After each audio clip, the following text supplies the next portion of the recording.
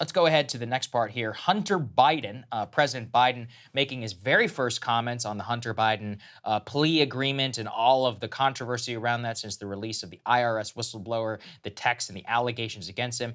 Asked specifically by a Fox News reporter as he was exiting a White House event, were you a liar, Mr. President, whenever you said that you didn't have any business dealings with Hunter? Here's what he had to say.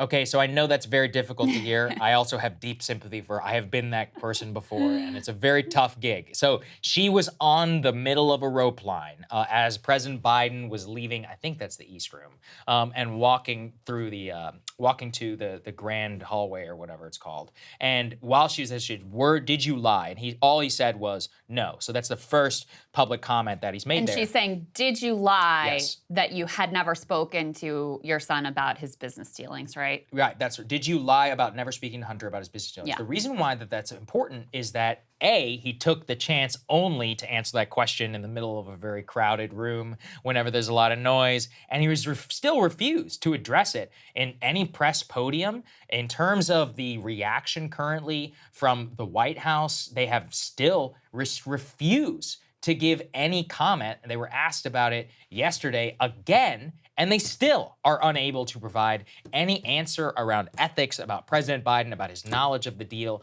and the whistleblower. Here's what Karine Jean-Pierre had to say. If the president communicated to members of his family not to conduct business on White House grounds, can you tell us about any kinds of guardrails that are up? So look, I'm going to be, again, very mindful because this is all connected to a case that the DOJ is currently overseeing. So I'm not going to comment on that specifically. But as you know, and we have laid out very early on in this administration, when it comes to ethics, when it comes to how we all kind of move about and how we respect clearly the government ethics here. This is an administration that has been incredibly transparent on that. This administration has been very transparent, and that is why the only thing that we have to say about corrupt business dealings, IRS whistleblowers, is he is his son. Did you notice that yesterday? Every time that he was she was talking about it, she's like, "This is his son. This is his son." They were like, "Are you going to ask him about it?" And she said, "No, I don't have any plans to ask." How do you have no plans to ask him about it? You're getting up there and getting hammered every day, asking questions around a very specific government IRS whistleblower allegation of foreign corruption against our #1 adversary on the global stage, and you have nothing to say about it, and then have it straight faced say that you're the most transparent, administration whatever in history, and you're so ethical in your conduct. I mean, it's just outrageous the way that they're trying to quash this, Krystal. Yeah, well, that's also a lie. Like, I don't know if she's questioned Biden on it, but clearly they're obviously you talked about it, right? So now you're a liar. Routinely, extensively behind the scenes and how to handle it.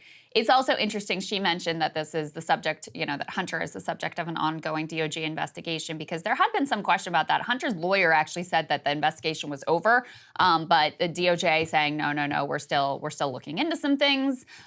So she's seeming to at least agree with the DOJ that the investigation into Hunter isn't over. So I found that interesting as well. But clearly, in terms of their press strategy, they are hoping that they can keep any questions about Hunter and his business dealings and any sort of potential linkages with the current president of the United States. They are hoping that they can corral this into partisan conservative media and make it easy to dismiss as just a smear tactic and, political campaign tactic to damage the president before his reelection. That's what they're really hoping. And up till, the past few days, they really were successful at that. There was no interest from the mainstream press about anything with regard to potential Hunter Biden business dealings. And frankly, there wasn't as much evidence of, potential interplay between Joe Biden and Hunter Biden with regard to this Chinese business deal or anything else. I think it's going to be very difficult for them to keep this now corralled into partisan conservative press. And the reason is, we've already kind of seen the dam has broken.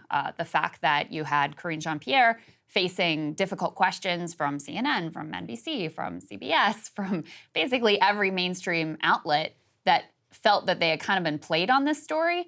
I think makes it difficult to imagine that they're actually going to be able to get through this whole incident without having to seriously respond to it, seriously deal with it, and without it, dinging Biden in a lot of ways. This is where Democrats really, they do themselves no favors. Listen, unfortunately, both parties in Washington seem to think that, when it's their own side, that this sort of corruption is just par for the course. It's just part of how Washington operates, and that they really don't feel bad about it. They don't see any problem with that. They think that's just like the natural order of business. But rightly, the American people see it very, very differently. And so if you're going to run another campaign against Trump, which they're signaling that they want to run basically the same playbook as 2020, it's the soul of the nation argument that he was making last time around. It's going to be a very similar playbook this time around as well. It hurts your credibility when you don't have clean hands. I mean, Trump is corrupt as hell. He's taking money right now directly from the Saudis through Live Golf. His son-in-law is, taking billions from them as well. There's other Gulf state entanglements, a development deal in Oman.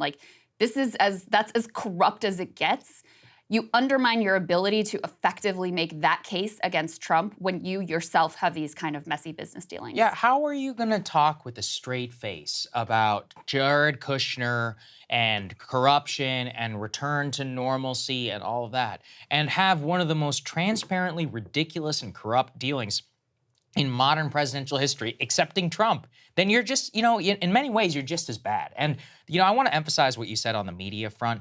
They do look like fools. They, all the hallmarks of Russian disinformation on the Hunter Biden Russian laptop. I almost even had a slip there myself. Hunter Biden laptop, they said it had all the hallmarks of Russian disinformation. Then they refused to even report on the laptop until after the election itself, a form of, election interference. Then, after that, what do? They wait almost 2-something years into the Biden presidency until an actual government whistleblower has to come forward with cold, hard facts and evidence of text messages for them to actually ask him about it at the podium. And I think that's why I get pissed off at Krystal, is because all of the evidence has been there since October of 2020, since the day the laptop came out.